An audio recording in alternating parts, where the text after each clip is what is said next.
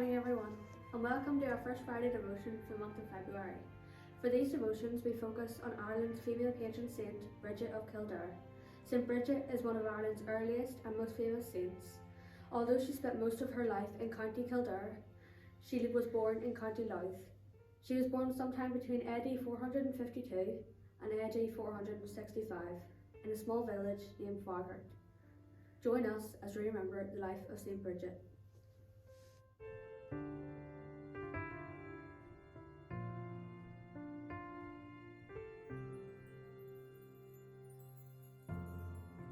We light this candle because Christ is the light no darkness can extinguish.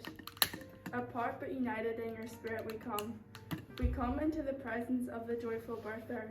We come to the presence of the rising sun. We come into the presence of the life-giving Spirit. We come into the presence of the Three-in-One. We come before you, Lord, to praise you, to thank you and to worship you. Grant us, we pray, new understandings of which you desire to do through us.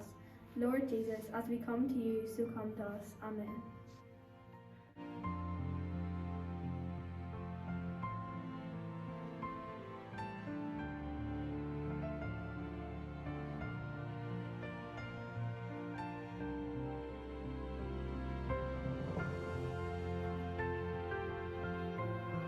Brigid's father was a wealthy chieftain.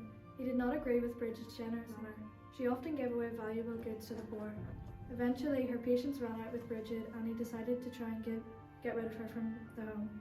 He pitched an offer to the King of Leinster, offering to sell his daughter to him. During negotiations with the king, Brigid gave away one of her father's valuable swords to a beggar. Concerned that Brigid might become a hindrance to the household, the king declined his offer.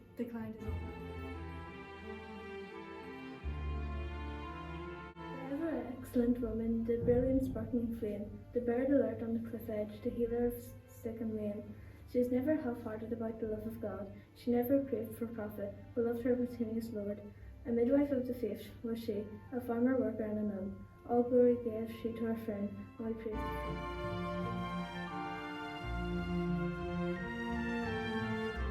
When Brigid was a young woman, she felt a strong connection with God. She travelled to Croghan Hill in County Meath and asked Bishop Macaulay to admit her into a religious life. Brigid's sincerity convinced Bishop Macaulay. As a result, Brigid founded the first colony in Ireland. Brigid's cult grew to a status second only to that of Patrick, and the Irish she was known as Mary.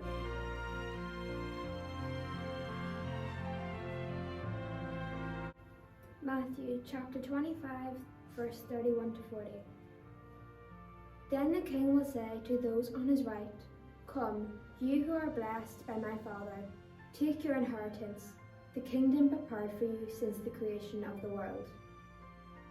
For I was hungry, and you gave me something to eat. I was thirsty, and you gave me something to drink. I was a stranger, and you invited me in. I needed clothes, and you clothed me.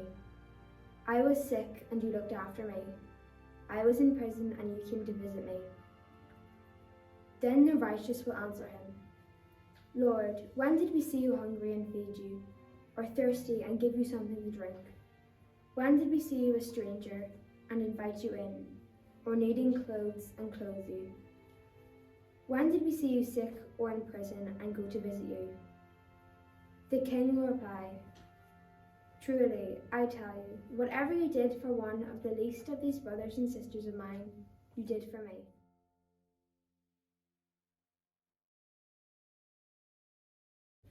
There are many legends surrounding St. Brigid. One such legend tells that Brigid was called to watch over a dying chieftain in his final hours. While sitting with the chieftain, St. Brigid picked up some rushes and waved them into a cross. She explained the story of Jesus to the chieftain, and before he died, he became a Christian. Traditionally, people will make St. Brigid's Day crosses on the eve of St. Brigid's Day, the 31st of January. In some traditions, people will destroy their cross from the previous year and sprinkle the new one with holy water before hanging it.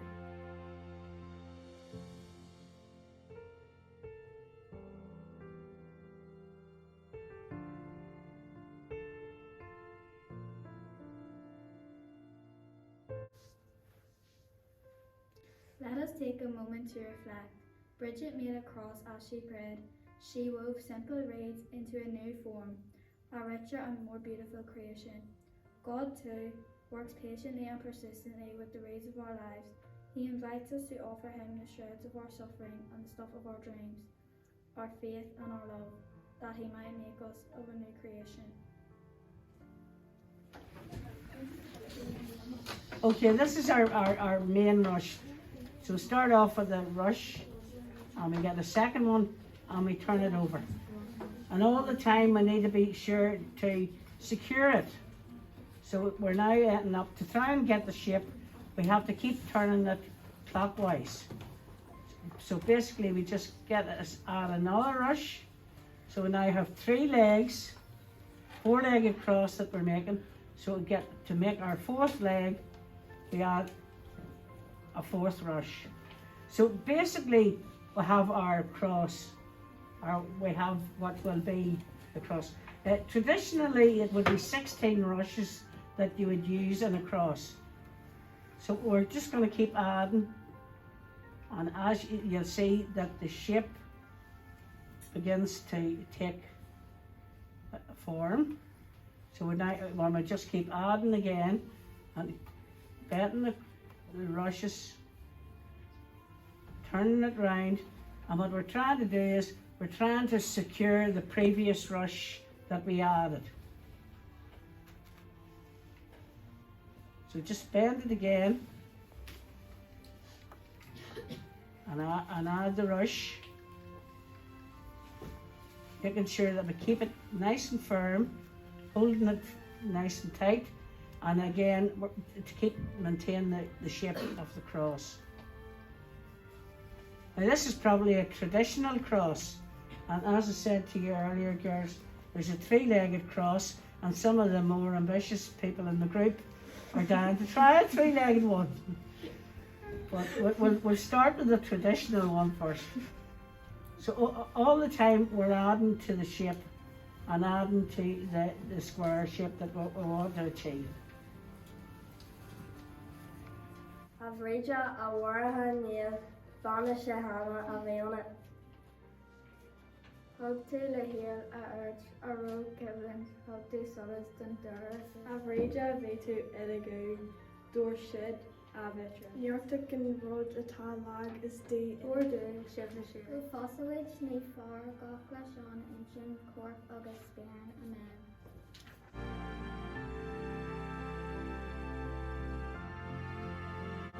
We pray for those living in fear, in hardship, sickness and danger due to the pandemic.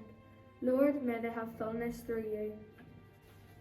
Remembering that you have woven us into one family, we pray for our brothers and sisters across the world who are suffering. We pray especially for the people of Gaza, Syria and Ukraine. Lord, may they have fullness through you. We pray for refugees across the world, living in tented camps and in sanitary conditions, and now with coronavirus. We remember those who are so desperate that they risk and lose their lives trying to find a better one for their families. Lord, may they have fullness through you. St. Bridget was renowned as a healer. We pray for your healing now, Lord, for those who are ill and in need of strength. Lord, may they have fullness through you. We remember those who have died and pray for your eternal rest and peace for them. We take a moment to remember those who have died. We ask the comfort of your promises for those who mourn. May they know the reality of your presence, Lord. May they have fullness through you. Lord, give us faith of St. Bridget to cross boundaries for you, to share what we have and to bring healing and reconciliation into all of our relationships. Lord, may we have fullness through you. These prayers we humbly offer in the name of our Lord and Saviour, Jesus Christ. Amen.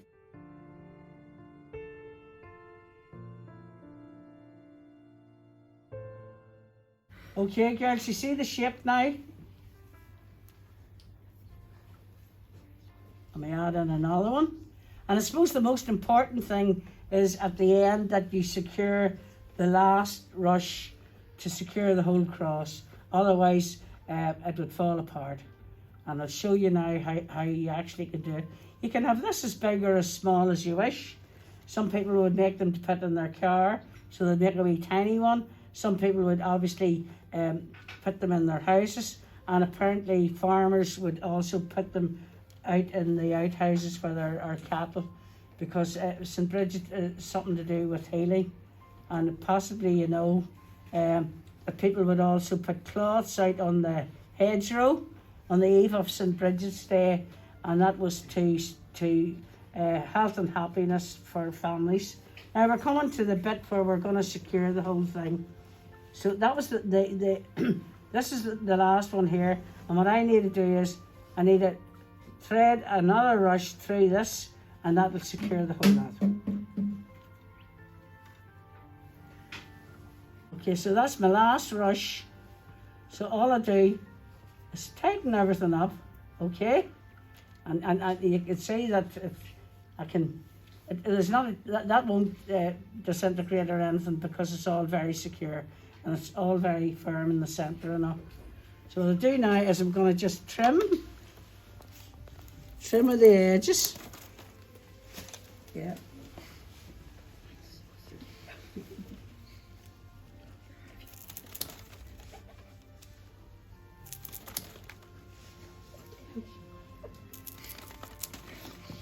And then, girls, you could use wool for tying the cross. Obviously, bands are handier. These are a wee bit bigger than what I would normally use, but it means that you don't have all that tying of wool and trying to secure it and whatever.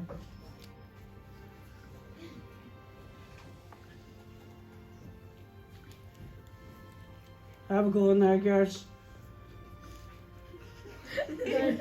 Yeah?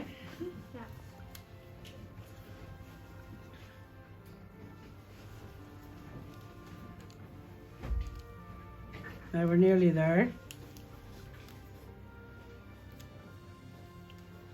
All the time I just tidy this all up, make sure it's secure. Pull that down to tighten it there. And then we add the final band.